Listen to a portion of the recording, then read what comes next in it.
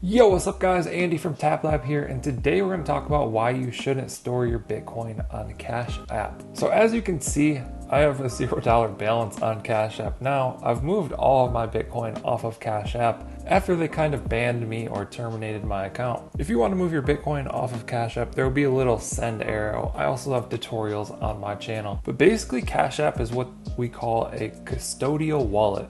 It means that some company has control of your wallet basically. They have access to your account, access to your wallet, access to your Bitcoin, and they can kind of control and do what they want with it. That's not what you want. You want a non-custodial wallet, one where only you can control the wallet. And if we go into settings here, we can see some basic things that they can do with your Bitcoin and your Bitcoin wallet is that they can limit the transactions.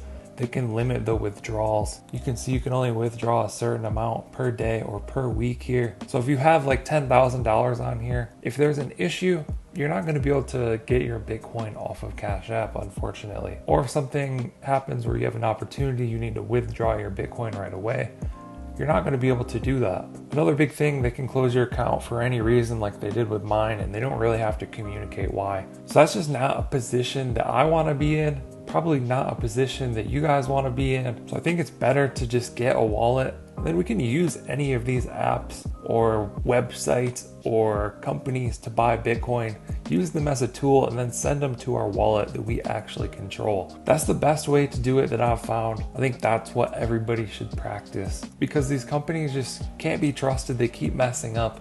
We've just seen it recently where Celsius had huge issues. I think they went bankrupt. People couldn't withdraw their funds. People lost their money. Another one, Voyager, I think is having issues. These companies keep having issues because they mismanage people's crypto, and then people end up losing money. So there's nothing protecting us from Cash App doing that as well. And the same goes for any of these sites like Coinbase where you store your crypto and you don't have access to your own private keys where you manage your crypto yourself. So yeah, my advice would be for everybody to get their own wallet where they actually own the keys, they actually own their crypto, and use these apps and sites as a tool to buy crypto and then send it to your real wallet. I hope you found this helpful. Let us know what you think down in the comments below. Like and subscribe if you want to see more videos like this. Thank you guys for watching. I'll catch you in the next one.